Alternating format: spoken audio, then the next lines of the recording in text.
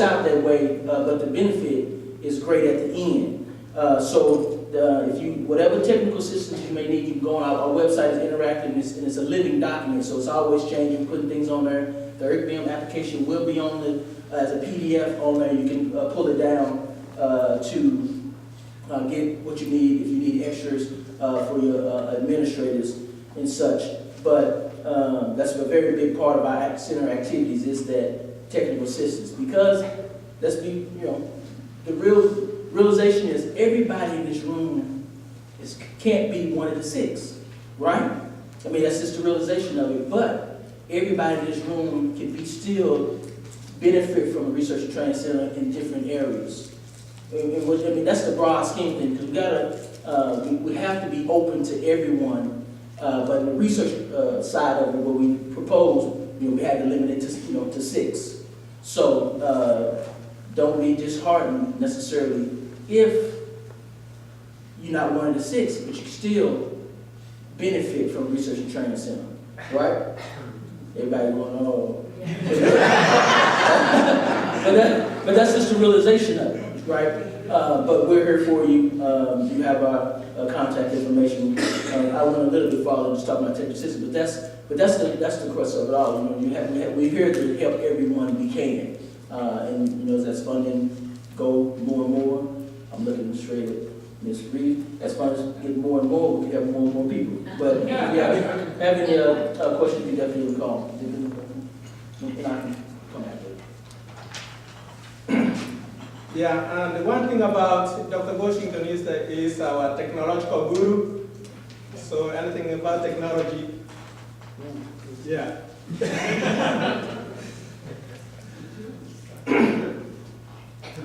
So I guess some of those areas of technical assistance, we can look at any time. One thing about technical, you send us a question. If it's something, don't want so much about what the question is, then we respond if we have, the capacity to address it.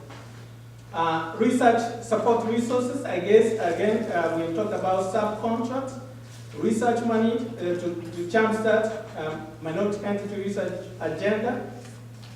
Again, as Dr. Moore mentioned, the subcontract money can be used, for example, for release time, right on research resources, computer data management software, and those kind of things.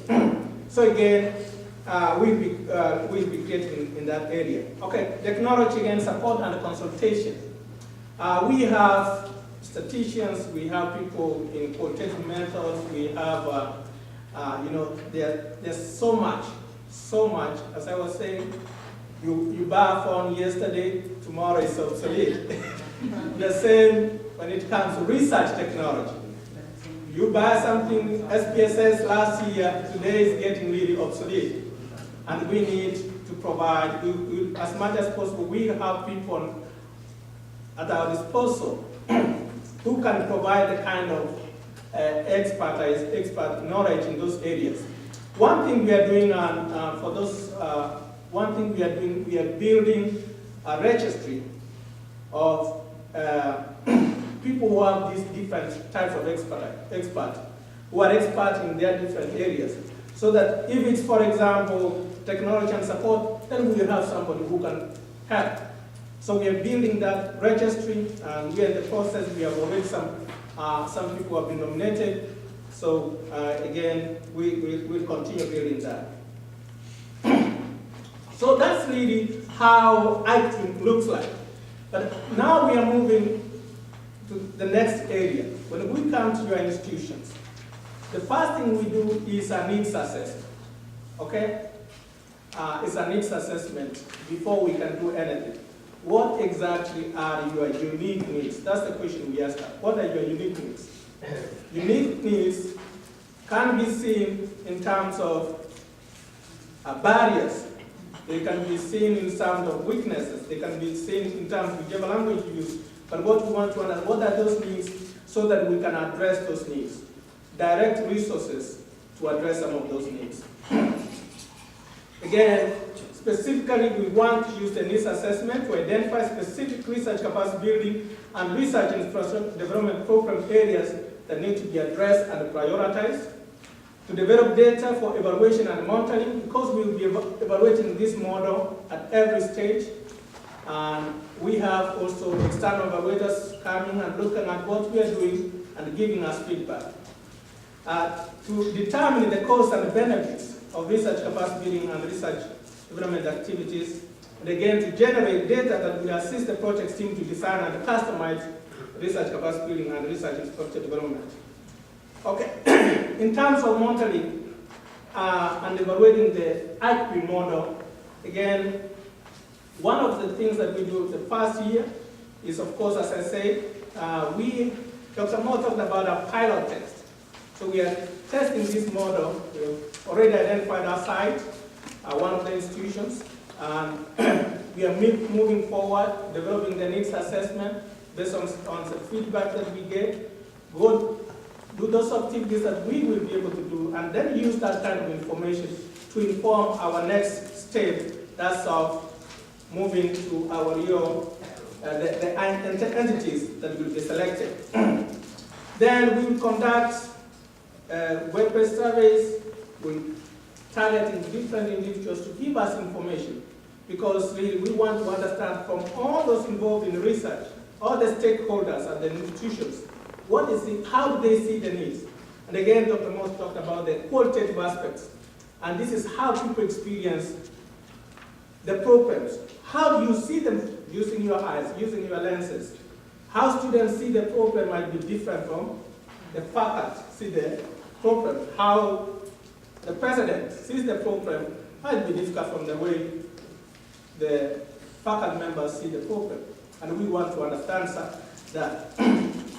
Then phase 2, we'll conduct again interviews, focus groups, again focusing on this model at some stage.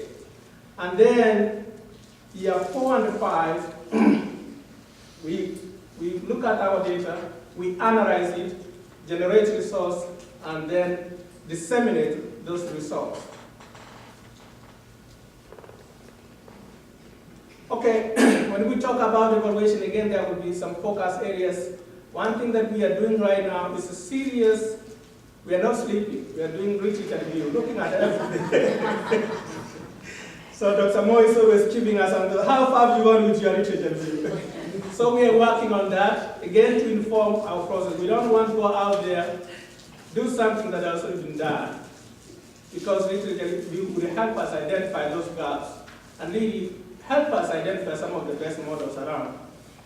And then we also want to understand what are the effects of this model on minority participation in research. What are the experiences of the mentees and fellows that will be participating? We want to understand the experiences. What are the good things? What are some of the things that might need to be changed? And then what? We look at the efficacy. What's the efficacy of including any of the strategies that will come out of that model, and methodologies in training junior investigators involved in research with racial and ethnic minorities with disabilities. And again, we look at the research component, the models, some of the components of that model that can be effective in building minority entity research and capacity building infrastructure. What again we are asking is, can this model be replicated at other institutions? And which strategies or components can be considered for adoption by NIDA and maybe other federal agencies or private, all those agencies that fund, private agencies that fund institutions. So again, one thing that's going on around is we are trying to imagine research, what are its benefits. Dr. Mo has talked about those, and I won't, again, because talk about it. But now the question is, how do I get involved? Dr. Johnson will be presenting the application process. But one thing that I was told, and I think I've seen when it comes to application, is that you have to apply. So if you don't apply, okay, then you will not be considered. For one to be considered, you have to apply. And again, we are asking institutions to apply because if a faculty member is interested, for example, and maybe the president was not here, the president doesn't know, the faculty member has to go back to the administration. Tell them, okay, this is what's out there, can we apply? Because it is the institutions that will apply, not individuals. And then the institutions will nominate whoever they want to participate as fellows in the program. So again, I'm not going through the whole process because Dr. Johnson will do that. So of course, the institution must be accredited, and I'm assuming everybody is. Maybe one thing I would say is the commitment. Really, the commitment is just like the NIDA funding us, they want us to be committed to complete the projects that and we are saying those individuals and the institutions that we partner with, we expect that commitment that, we'll continue. Research sometimes can be difficult. It's not always easy. But as Dr. Sanjay Pai said, it can be exciting, enjoy it. But sometimes it might say, okay, there's some things happening, we never know, sometimes personal issues, professional issues. How do we go beyond that? How do you cope with those adversities and move beyond those adversities and develop some resilience in terms of making sure that we complete this process? So those are some of the things, and Dr. One thing our research, and sometimes because most of you are administrators here in one way or another, one thing that we looked at and we found out from research is that and research succeeds, administration who provide fellows with measures of support, really that's a demonstration that you value research, and if faculty members feel that way, they are going to participate.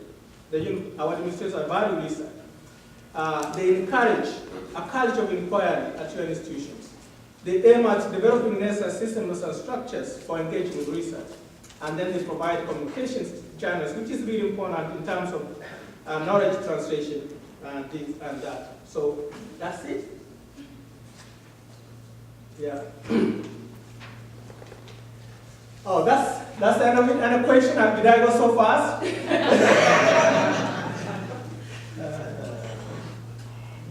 Any questions? Or we can wait. If you have any questions, then we can address them. We'll be here tomorrow. Thank you very much.